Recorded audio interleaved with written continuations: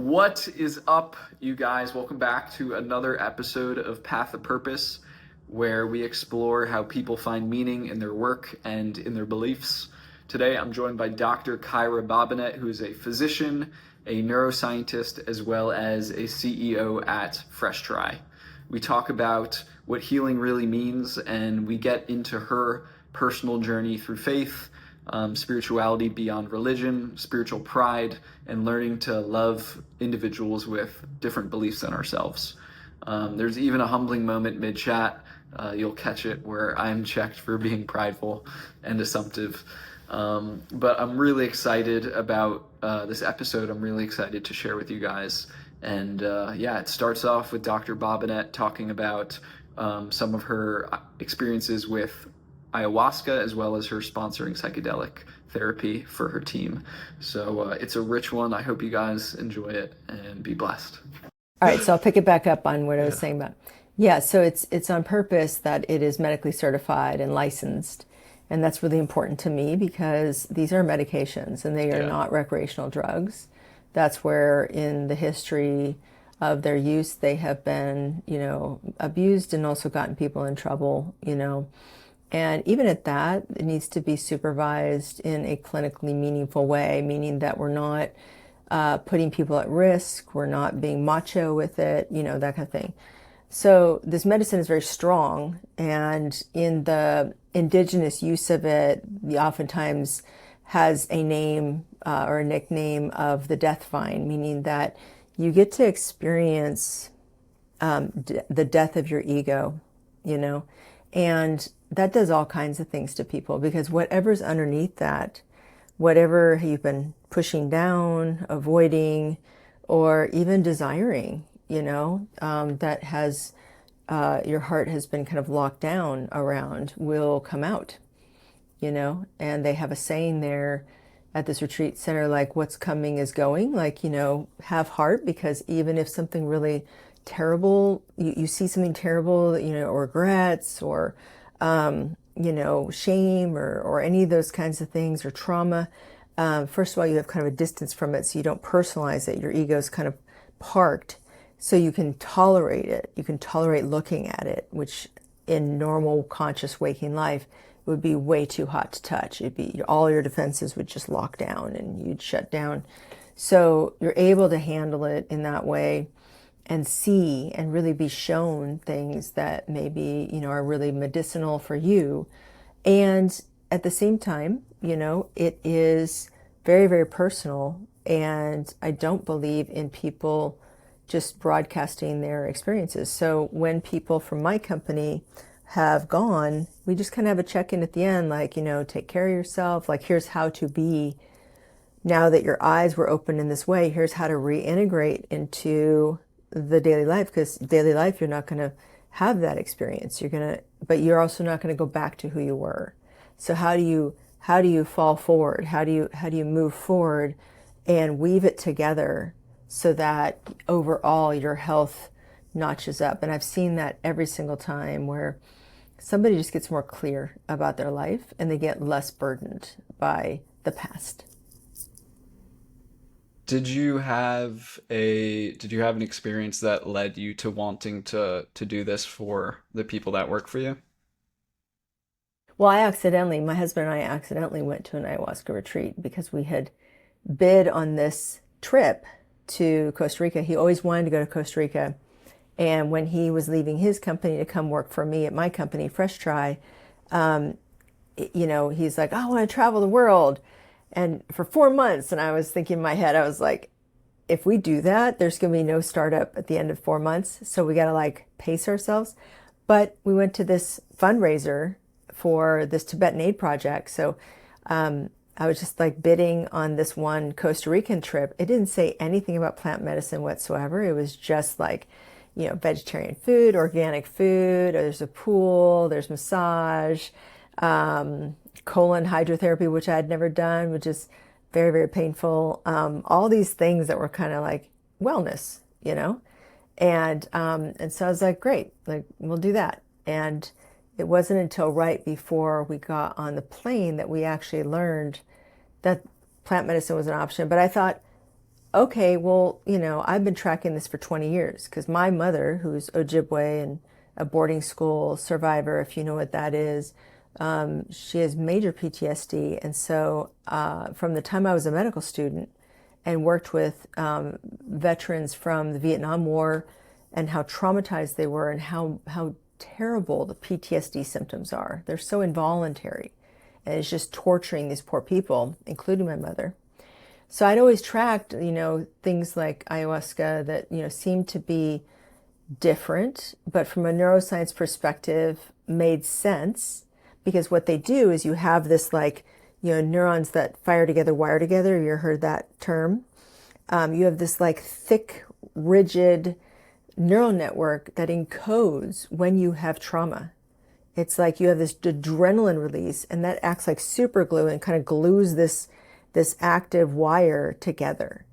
And then that's where all your symptoms come from. And so all I knew was that these medicines, some of the psychedelic medicines were able to kind of disassociate those really glued together parts so that you had a chance to be free, so that you had a chance to rewire those parts to other healthier parts. It's a really simple way of putting it, but that was my mental model. So I was all for it for other people, but I had no interest in doing it myself. And so we get on the plane and I asked my husband, I was like, hey, are you going to try the ayahuasca thing? And he goes, yeah, like I'm really depressed and anxious these days. I would really like to do that. And I guess they offered like 4 months or 4 days back to back, 4 ceremonies.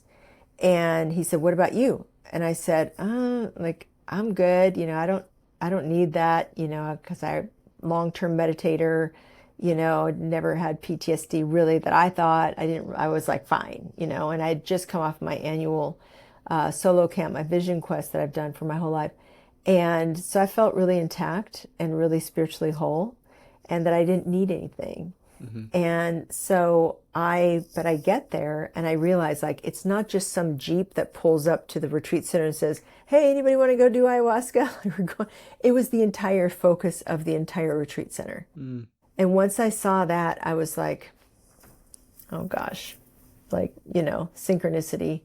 I know at this point in my life when God corners me. I know when I am absolutely confronted with something that I am terrified to do, but I know is the way forward. The way through is the way forward.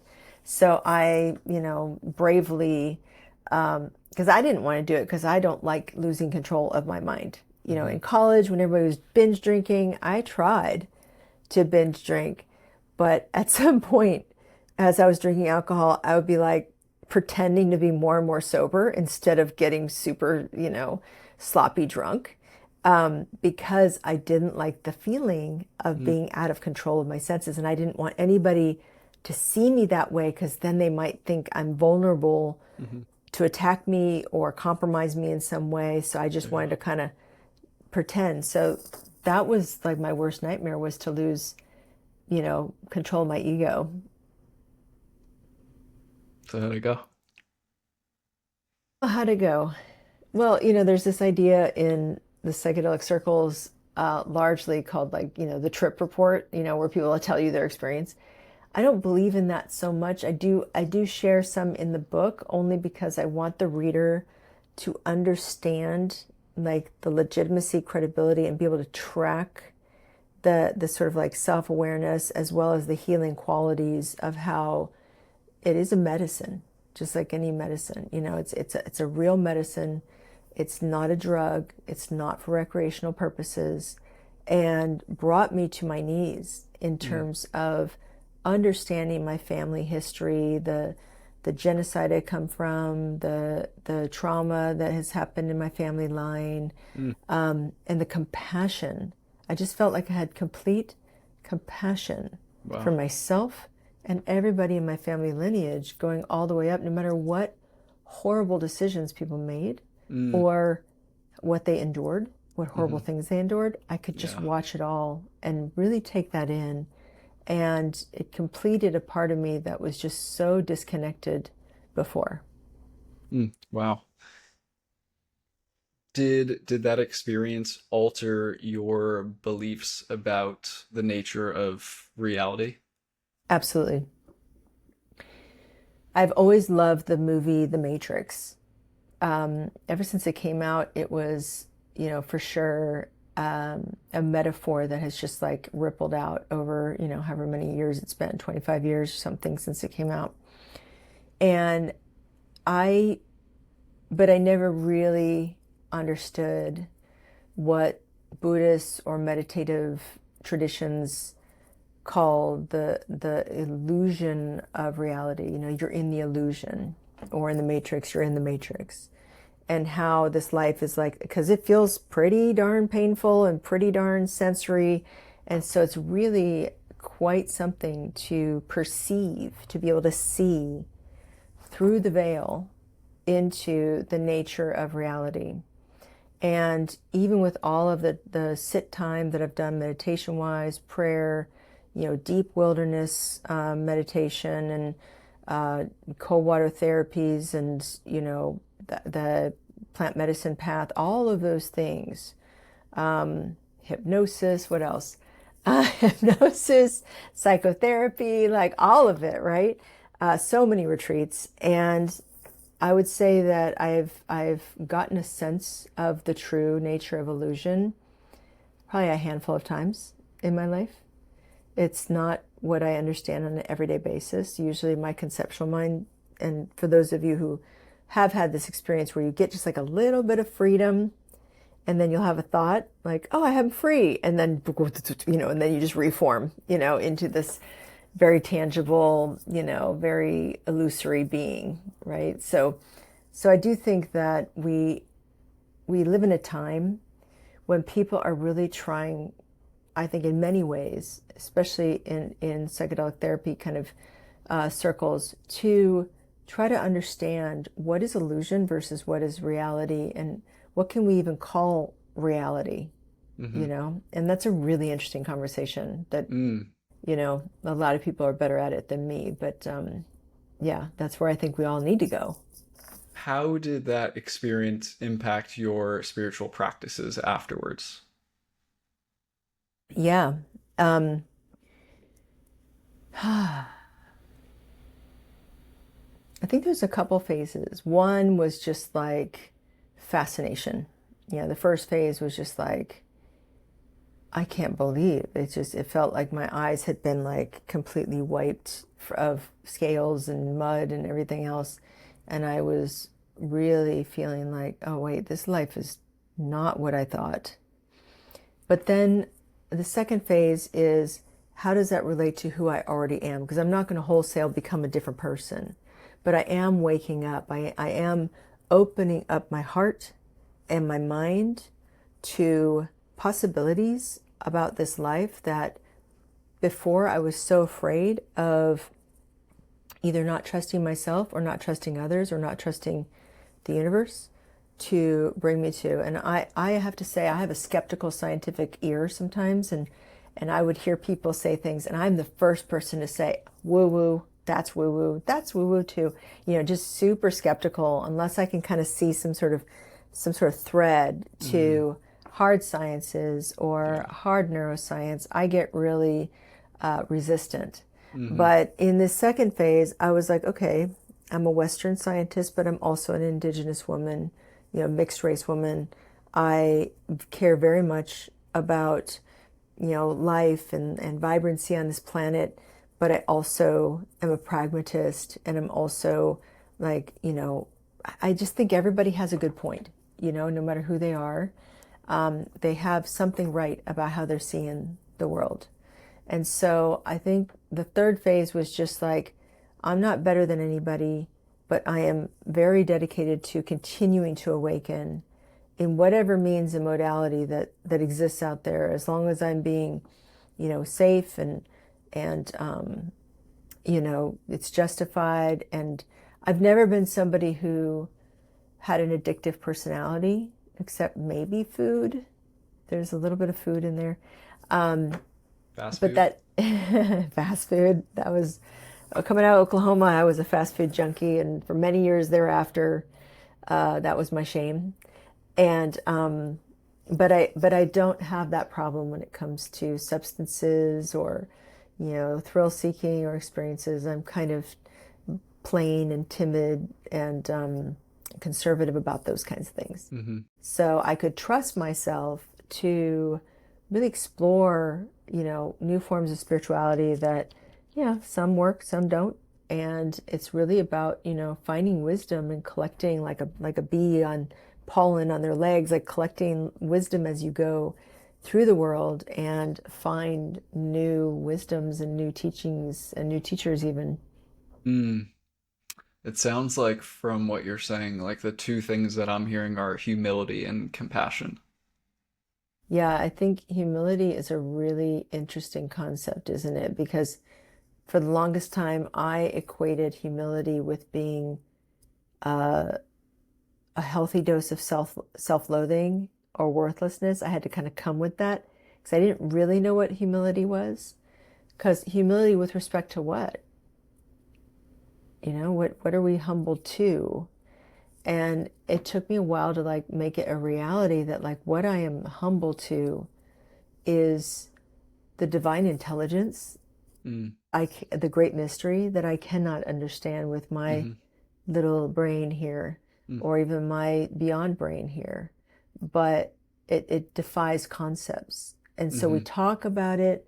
We try our best to like compare notes with each other. Like, are you seeing this? Or how do you Mm. think of that?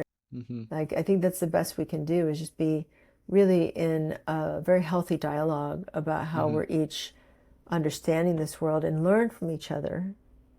And then Yeah. compassion, one of my teachers was what's called a Dzogchen Buddhist, where it's like they deal with the kind of esoteric aspect of Buddhist, and it's this very, I think it's only for really super smart people. So he's way smarter than me. So not for everyone. Not for me. Not I didn't get it. I'm more like in the compassion bodhisattva. Yeah. Like that makes sense to me, You're right? the doctor though. How Serving are other people others. gonna understand this?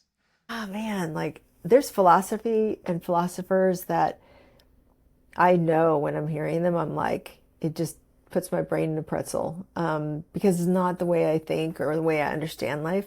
But I acknowledge in full respect to where they're at, in that area. I'm not there. But I'm somewhere different and I like where I am. I understand compassion. I understand service leadership. I understand, what's called karma yoga, which is like a path of serving others as your yoga, as your way of life and way of learning. And so, yeah, compassion, he said, wisdom and compassion are like two different ends of the spectrum. If you have too much wisdom but no compassion, then somebody in front of you falls down and you're just indifferent. Like, poor you, sucks to be you, and you walk on, right? Because it has nothing to do with you. But you're seeing it like that's a terrible thing that happened to that person, but you don't feel anything. On the other end of the spectrum, and this is where I tend to imbalance in my past, is to be too compassionate and not wise. You can become too sentimental, you know, like I'll take you home and and then I'll become codependent with you and you don't have to do a thing. I'll just do it all for you. So that is more where I was trained to be as a girl growing up by my mother, my family, taking care of other people and, really thinking of myself as like just if I wasn't doing for them, if I wasn't producing for them or for other people, then I didn't have a lot of worth, just intrinsically, So I think finding that balance is really just a life goal. It's a life practice. Mm, yeah. Do you feel that like along the way of having your heart open and being compassionate, there were times that you wanted to close it off because it felt like you didn't, yeah, because it could have hurt you or something. Yeah. I mean, I think anybody who is on this path of their truth is going to have their heart broken repeatedly, Mm. repeatedly. I don't, and throughout your life. And that's the hardest thing to continue to put yourself out there and to continue to walk and be brave and have your heart crushed. Mm. I have a friend who is, she really wants to have a family. And she had a terrible, terrible breakup. I mean, she was in a relationship where it went terribly wrong, and he was very mentally unwell. And so she's getting on in years, and her window of fertility is now upon her, and and she doesn't know. She's terrified. She doesn't know if it's going to work out, but I believe in her, because I believe that what I see is that she's shedding anything that was like distracting, and she's getting more and more focused and more discerning about what she needs. And I've observed many, many people on this path, and as long as they're willing to be completely honest with themselves about what's happening and what's next for them, then they typically get to where they need to go. It's only when we're kidding ourselves or avoiding, and we'll talk about that part of the brain. It's like encodes avoidance. As long as we're handling that part of the brain, then the right thing kind of comes towards us. That's how I think about it. Hmm. I'm really curious too. In the book, you mentioned you grew up going to church, and I saw there's a few Bible verses that you sprinkled in. What Yeah. would you say? How would you describe your current relationship with God? Celebrate all people who are, I see them as brothers and sisters and relatives who are trying to follow their concept of God, trying to be a good person because they have a higher power that they are answering to in their own heart, in their own way, And coming out of Oklahoma and coming to San Francisco as a 24-year-old, I was very narrow-minded, I should say. I was scared of people who were different or who had very, like what I think were like really crazy, wacky lifestyles. And I came into contact with everything, and it really stretched my comfort zone in a big way. Plus, I had this like spiritual awakening my first year in medical school. So I was just like burst open, and I felt that I was being led to really be open-minded, open-hearted about all the different forms that takes in people, and to honor them, and to really honor their path and respect their path. As long as they're not, have some belief that I need to die because of their path, because of their idea of God. I really respect it, and I will forever be grateful to my little tiny church community who made me feel important in a time and in a life where I was really struggling with worthlessness and depression and family strife at home. And it was the church camps in the summer that kind of shored me up and fed my spirit, and the songs, and I mean, just it makes me tear up. Like I really honor those paths. Mm. So where along your journey did you where did you feel that wasn't the path that you wanted to take? I feel like I always take that path, but that the idea of path is so much bigger and broader and thicker than what I used to believe. The first thing that happened when I had my spiritual awakening is that I felt led to and instructed to read sacred texts from all world religions.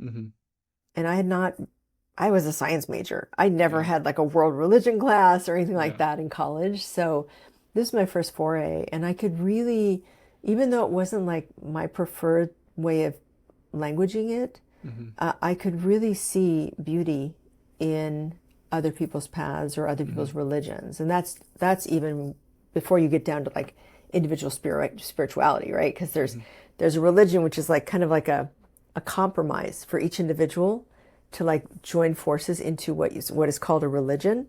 But if you individually interviewed, and I'm sure you do, and really understood deeply how people believe and why they believe with it. It's so specific to the Mm. person.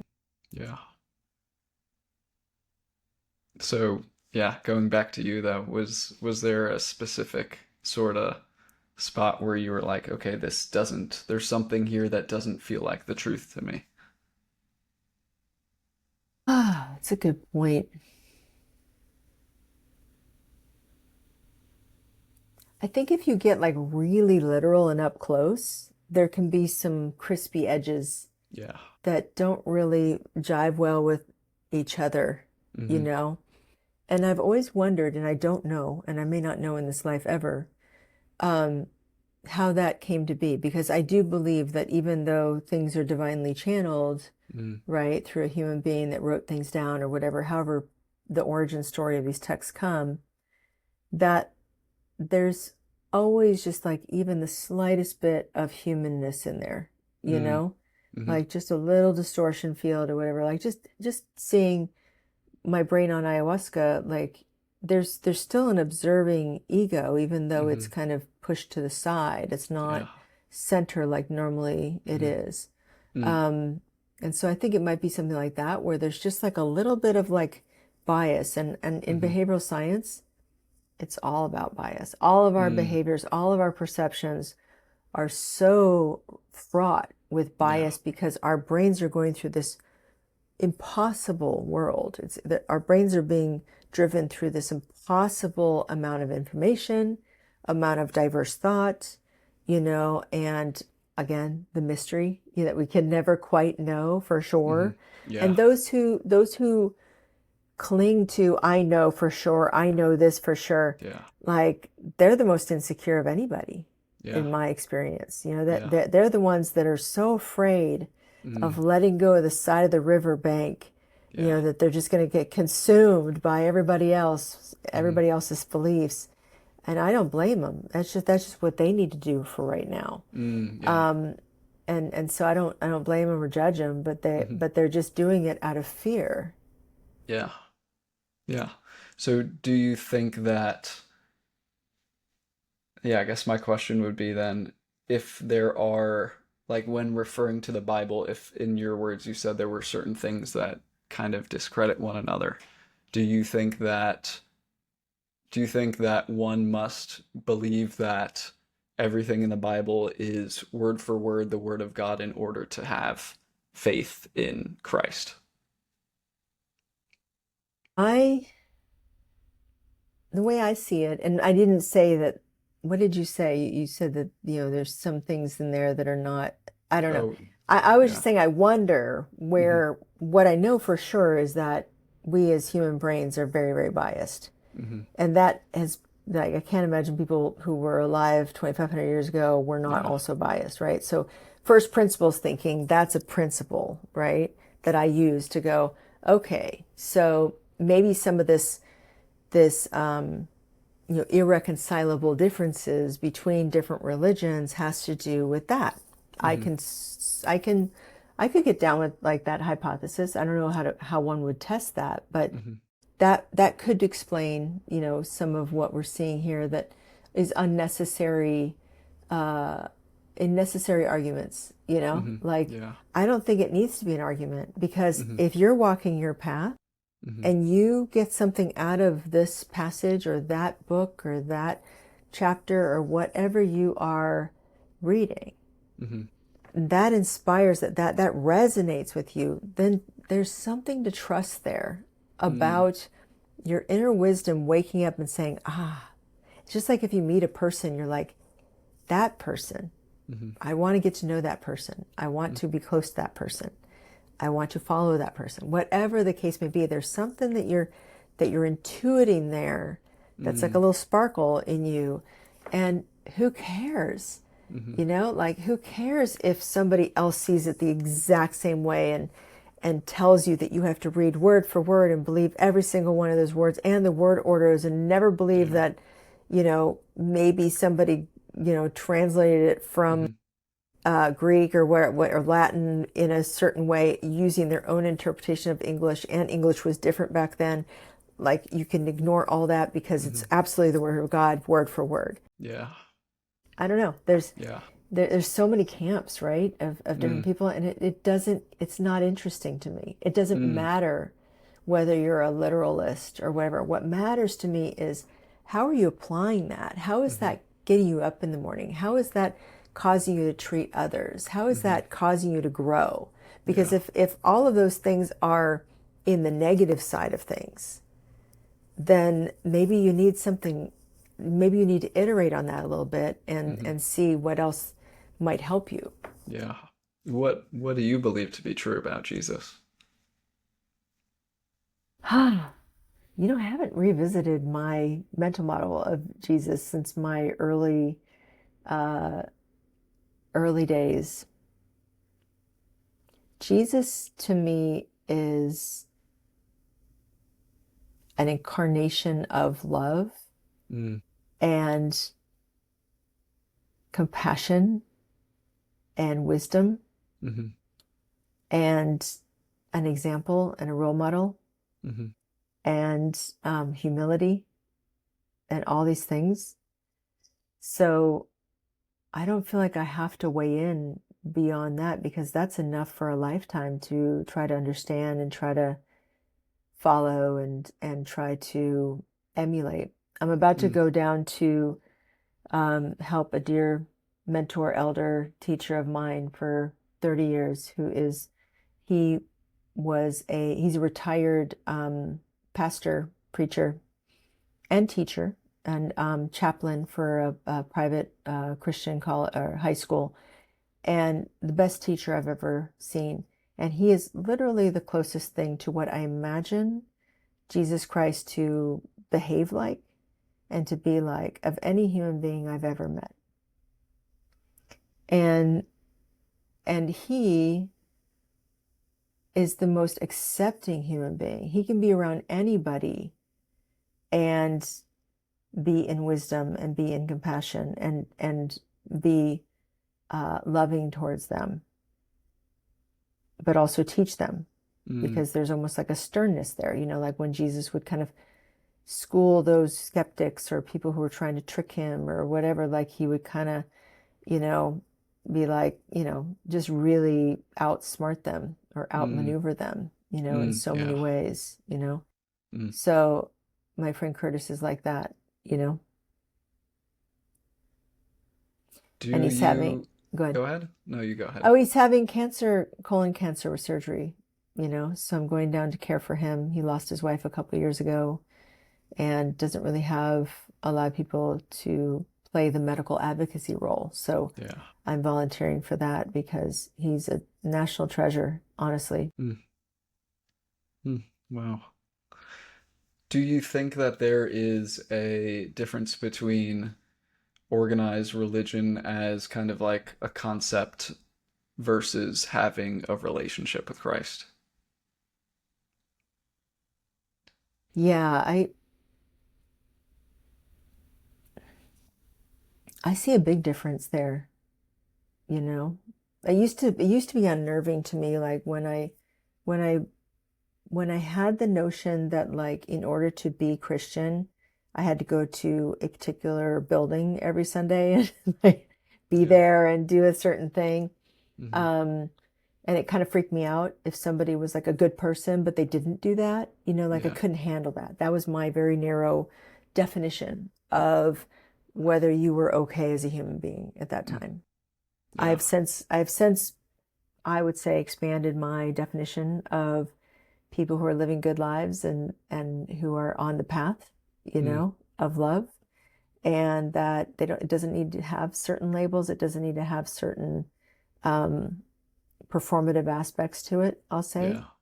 And so I think it's very much, like a Venn diagram. There's a bunch of people who are very walking a very sacred and holy life. And then there's a bunch of people who are in religion trying their best to understand what that means and try and kind of ups and downs, but they're mostly not doing it. They might be Yeah. like hypocritical. And by the way, let's talk about hypocrisy in a second Yeah. because I don't think it's a bad thing. And then there's this Yeah. Venn diagram where spirituality and religion work together. for certain people for a certain, either, a reason, a season, or a lifetime. Like, you don't know what that is, What do for you mean by that? what I mean is that I'm old enough where I've seen people start out really like attached to the form factor of church, Mm-hmm. or the Bible or whatever, Mm-hmm. and then it's almost like they as they develop, certain people feel like they want to express that in music or some other way, and so that at some point, for some people, it seems that the religious Mm-hmm. institutional edicts Yeah. feel limiting for them. Mm. And, because Jesus didn't, like, you know, have a religion. Yeah. His religion was nature. If you look at what he really did Mm. to commune with God, he would just go out and fast and be in the wilderness and Mm. trust God to Yeah. take care of Well, him. yeah. He was a Jewish rabbi. Um, but yes, I agree with the part where he was like, it sounds like what you're trying to say is that he wasn't out here like trying to create He he wasn't wasn't trying to create a promoting movement. Yeah. he wasn't promoting Judaism Yeah. in that Yes. way. Yeah, Yeah. exactly. Okay. I see. Yeah. The Pharisees. Yeah. Yeah. So, yeah, yeah, I bring this up too because I was raised Jewish, and I never like prayed or anything growing up, and then after that experience of losing my dad, that was kind of the start of a spiritual journey for me and Mm, searching for truth. mm, And for me in that time of losing my dad, I didn't pray or anything, and I was really into like self-help, and journaling for me was an outlet that I was able to express myself. I didn't surround myself with people that I felt like I could like be vulnerable with. mm, Honestly, for me, that was hell. And coming mm-hmm, out of that, I was searching for something, a way out, a framework, something just to help me to live a more fruitful life. mm, And then I started to do this master's program in consciousness studies and spirituality, and search for the truth. And a part of that program was looking at a bunch of different spiritual traditions through the lens of Western psychology. mm, And for some reason in my readings, like Jesus kept coming up, right? Like I'd read about him in the Hindus would refer to him as a yogi, the Buddhists would refer to him as an incarnation of Buddha. And I was like why is that? What is it to this guy? There must be like something to this like Jesus guy. And and and so I was like, okay, there must be a way to to learn something from him. And my fiance and I, we got invited to this church, this non-denominational church, from two of our friends, and they're like, "Oh, you should just come."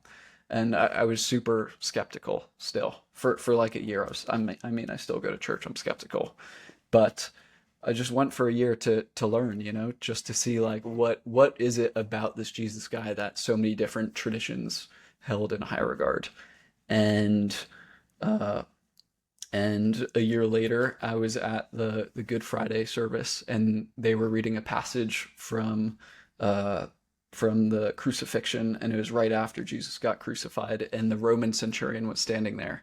And I'm not sure if he knows, but the Romans at the time, like they weren't Jews, they weren't following Christ, they didn't believe in God, and even the Roman centurion was there. He was like, "Eve, like, wow, that is truly the Son of God."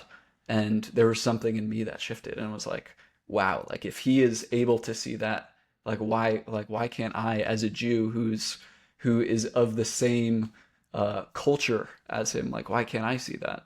And and yeah, I guess for me, like following Christ doesn't mean that, right, like you're living a perfect life, right? Like I'm a dirty, rotten sinner, like I have, I'm by no means uh, perfect, nor will I ever be. And I slip up and fall short every single day. And that's why I need Christ. And for me, my relationship with him is a place to go to when I do slip up, and to know that I have a path forward in following him.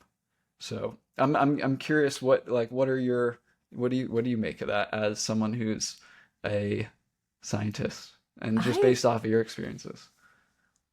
I celebrate that you as another human being are on a path that is deeply beneficial, meaningful, and enriching for you. Hmm. It doesn't much matter to me that because that's your truth. Hmm. You know, I can sit here and witness that you are in your truth, Hmm. you know? And I'll also say that, like, as you age, as you go on with your journey, to stay in your heart, Hmm. you know? And I think there's nothing that can go wrong with that kind of life, you know, just staying in your heart. And it doesn't much matter if you stay exactly as you think you will go right now, or you'll evolve in some other unexpected way, because that's what happens to everybody. Hmm.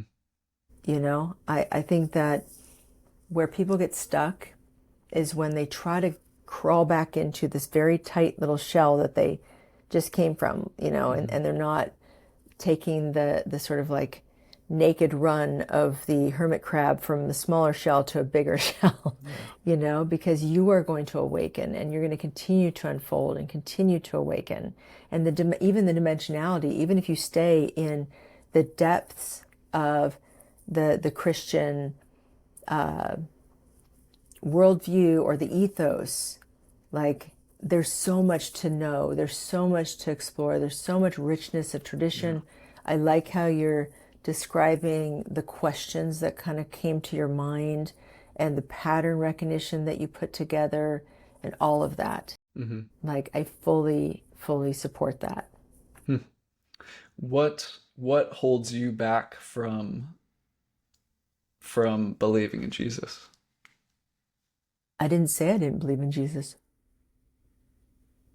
You're right. You're right. You're right. That was good.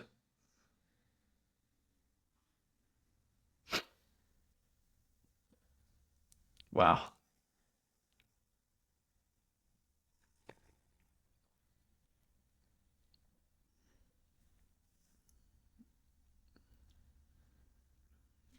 Let's see what else I have.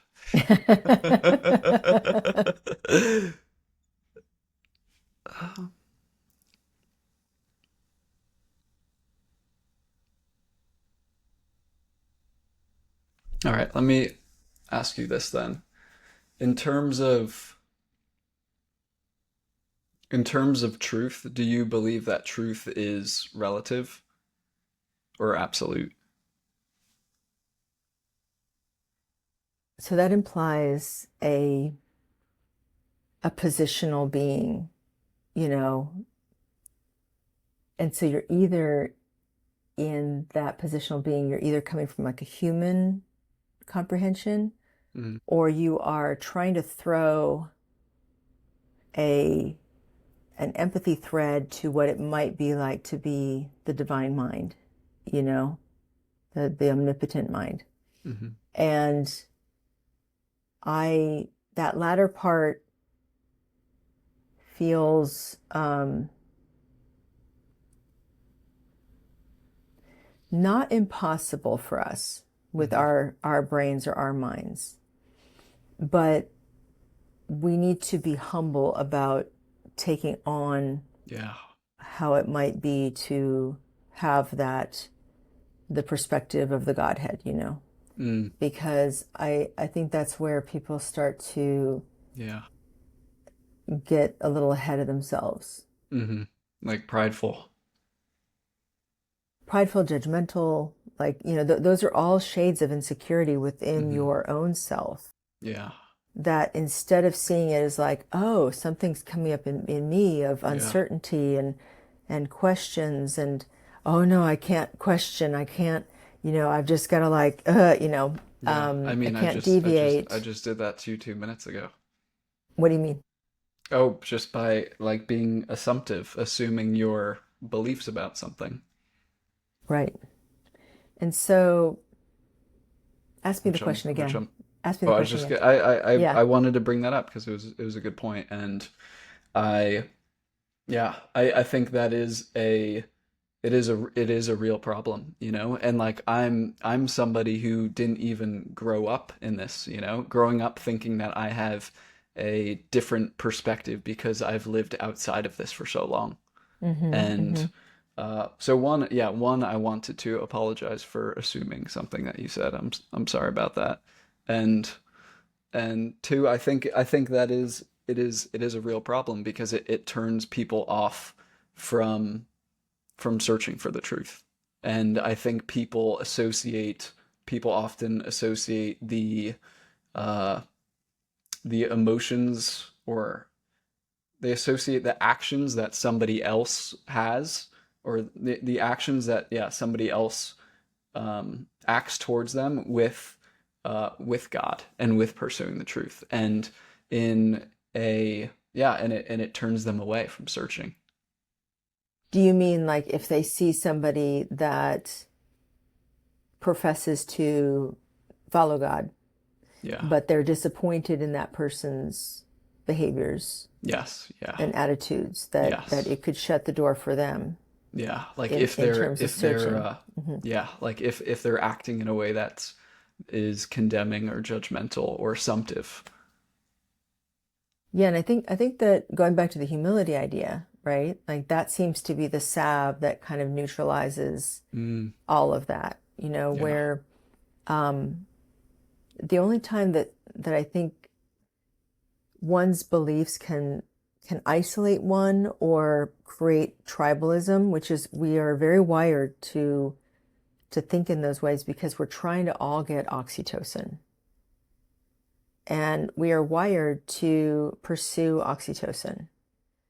And just like food, there's healthy versions, like connecting with your concept of God or what you believe to be God, that gives you a good feeling, that gives you a feeling of being significant, Hmm. loved, like you matter, Hmm. and that you have purpose, right? Hmm. And then there's the terrible side, which is like, oh, othering, whether we other animals and other beings as Yeah. lesser than ourselves and less worthy of life and wellness than ourselves, Hmm. or we do that to other groups of people, Hmm. or even our concept of other people, and and then we're getting oxytocin by being, you know, in a particular group and then those people over there. Yeah. So that's to me a less mature way Hmm. of getting your oxytocin in a less healthy way, because it really I've seen it, like it really causes people to get really rigid and really isolated and Yeah. very very internal echo chambery with themselves and people who think only like themselves. Mm. So the thing that I see in you is both a forming of what you're feeling is true Hmm. for you. Hmm. You're reaching out to people like me and saying, hey, what do you think is true? Hmm. And comparing notes and having the courage to really deal with the sort of uncertainty areas, Hmm. between two human beings who might have Yeah. very different life experiences, Hmm. if that makes sense. Yeah. Yeah, it does. So, do you think then that believing in Christ limits you to pursue other uh, spiritual practices of different traditions? That's the question for a lot of people, isn't it? Because there's certainly the institution wants you to stay in the institution, like wants you to only be here and be in these safe shores and things like that. And they promise safety and cogency and community if you stay here. Hmm. And then there's this like there's this mythology that if you like, go and you adopt other beliefs and things like that, that you'll get lost. And that happens in every institution, no matter who you are. Like, we're the ones with the right instructions, and to some extent, other people are not as complete in their thinking, Hmm. or they're not as connected with God, or some just go so far as to say they're not even going to go to heaven without us, like that kind of thing. And I feel like that's above my pay grade. Hmm. I feel like what I know Hmm. is that love has many dimensions of expression in the human family, in around the world, in different cultures. And what matters to me is your behavior, how you treat others. Hmm. Are you respectful? Are you um, are you manipulative? Hmm. Are you accepting? Are you boundaried when you need to be, like healthy Hmm. boundaries, not allowing other people to kind of take over your mind Hmm. or your heart? Yeah. So those are some sort of pillars of a well-developed person in their own spirituality that I really honor, Mm. and I really think that I've seen that in many different traditions, people who are Mm. like that. And inevitably I've seen in every tradition people who are struggling, who are stuck in really kind of self-limiting beliefs Yeah. and other limiting beliefs, and they're suffering because of it. Mm. Mm. Yeah. Yeah. How do these beliefs impact how you raise your children? Well, my children are raised. Okay. Or raised. Yeah, and I believe that children need a general ethic, like general principles of ethic and, love. And I also believe that sometimes parents, especially in my situation where my husband and I got divorced, my first husband and I got divorced, their father. And, when I had my spiritual awakening, he basically um, thought that was, very inconvenient for him, and accused me of being selfish when my own perception was I was giving up everything to serve others. So we had very different realities going back to that concept. And so we didn't have a family where both parents were on the same page Hmm. that could really create a container in which the children could develop their spirituality, and even at that, like, parents can't control Yeah. necessarily the spirituality of the children, like, in your case, like, and and they have their own path. And I think we need to honor that. Now, if I have had friends whose siblings or whatever have like accidentally joined a cult, you know, and it's usually around some dude who thinks that, he's God or whatever the case may be. And that's a scary situation. Yeah. So, I think there's certain things of like human exploitation. There's Mm. patterns that are always evident around those kinds of things that people need to be definitely in communication with their children Mm. around. Yeah. But my principles with children is um, when you pray gratitude, and you give thanks for everything. Mm. And you're not, because I didn't like the whole like praying always to ask for things, especially material things, which I grew up, watching in a lot of people. Yeah. And I don't know, that was just my own little, Yeah. didn't like that part of it. Um, yeah, being grateful, praying before you eat, really, and then also just being honest. Hmm. Whether that's, some people go to like a structured confessional, some people pray for forgiveness, some people, in my first book, I talk about like a time in nature when I had to kind of go through a whole litany of self-forgiveness, Hmm. to release myself from shame. And yeah, like I think those are some things that I think are real to me as a parent, Mm. pillars. Yeah. And then my children, they decide what kind of spirituality that they want to evolve into. And Mm. they're doing that, Yeah. and it's really Mm. beautiful to watch. Wow. How do you encourage that without imposing a bias? I know That's the hardest thing, right? That's the hardest thing. Do you have kids? No, not Okay. yet. Do you Yeah. want kids? Yes. Yeah. Yeah, it's the trickiest thing. It's the hardest Yeah. work, but it's the most rewarding thing I've ever Yeah. done. I have this concept of like a baby bird, right? Like there's this, it's a mythology, but there's this concept of like, if you see a baby bird that's out of the nest, don't pick it up, don't touch it, because if the mother bird smells human, or the parent birds will abandon their babies, right? Yeah. You heard that concept? Yeah. So, religion, I think, is one of those baby birds. Like if you touch, if you're like, you must have this, Yeah. pretty large chance that they will go the other way. Mm. And I've seen that over and over again, whether it's Yeah. master teachers of one religion or the other, like their Mm. children are like, Yeah. and rebel, and there's a whole preacher's kid, the whole thing, right? Mm. But if you allow and affirm the love and the light in your children, and you help them to think critically about these things, which I know that you are, then they have the ability to make it their own, and it doesn't smell like you. It's not Wow. all what you want for them, Yeah. but you kind of allow them to develop it, and you surrender it to God, frankly. Wow. So do you also encourage them to check out alternate routes that aren't the one you took?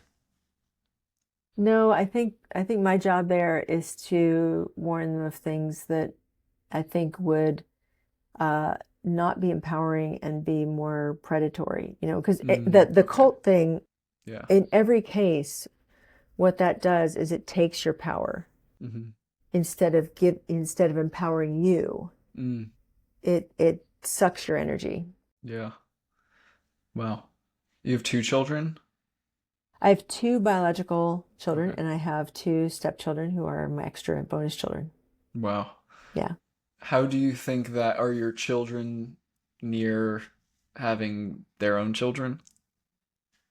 If they were my age, like I was already having children by the time I was their age. Yeah. But these times are a bit different, in terms of finding partners. And I think the dating apps have really hijacked the human brain in a way that's very negative, Yeah. and is causing people to not find love, Yeah. ironically. So, and the social norms since COVID have just like dramatically changed, in terms of the amount of online versus offline in our lives, Yeah. So I think unfortunately, they're in a band of young people who Mm-hmm. are, I mean, look at the fertility rate, the birth rates are plummeting in that generation, and all Yeah. kinds of things. So, I know most of them want to have families and Mm-hmm. children, and they're working hard at it, and they're very desirable, wonderful people. So, Yeah. I think it will happen for them, but I think everybody, including the friend I mentioned before, is having a tough time right now. Men and women are having a tough time right now. And a lot of that has to do with technology algorithms, like basically serving up things to men and women where they end up in these wormholes that they're not Yeah. even aware they're in on a Mm-hmm. content side. And it shapes how they think. And, so we have to kind of develop new muscles as humans and in our brains to realize what's happening to Mm. us. Yeah. Yeah, I asked because I was curious, do you think that that role will change for you as you're a grandmother? And how do you, I guess, see the difference of that role of encouraging as a mother versus a grandmother being different? I don't know until I know. I really don't. I hear Yeah. from other people that you're a lot more lax with your grandbabies than you are with your children. You're a lot less worried about them. You Yeah, can not my grand. spoil them. Is she on you? Is she on top of Oh you? yeah, oh yeah. Well, what did your family think when you depart? I mean, you weren't religiously Jewish, Yeah. right? Like, Yeah, like I what did they was do when you went that direction? whew, how much time you got? It's definitely uh it's definitely been challenging, you know. It's definitely been challenging um to go against the grain in that way. And But I think if anything, it's more of a test of my faith to be patient with them, to be understanding them with them, and to try to be loving with them, and also to tell the truth and to speak up for things when I know I need to. In the past, I'm the first child, and I've always kind of just did whatever made my family happy, and so this has been a lot more of like for speaking up for what I You're believe in. finding your So voice. yeah, so it's Yeah, been good for you. thank you. It hasn't been a walk in the park, that's for sure. No, and you'll go through phases, Hmm. like right now you're in a real phase where you have to stand and you're like in a, forgive this word, but there's an inspired phase, there's a confronting your childhood prejudice phase, and that's like a gate you've got to get through.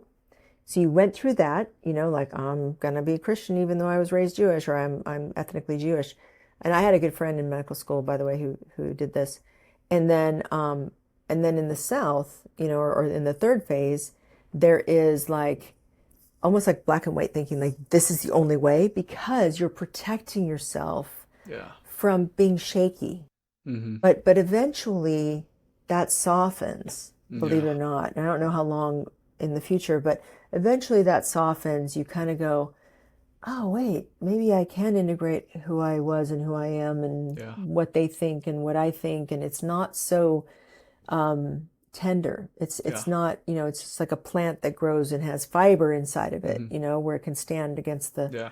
the force of the wind and really be itself. And so, just trust yourself that, it's like 5 years in right now for you. Is that right? Uh, Or for five four? years Yeah. for what? For following Christ or Oh, I got baptized a year ago. all right. So it's Yeah. it's new. Yeah. Yeah. Like you're Yeah. not that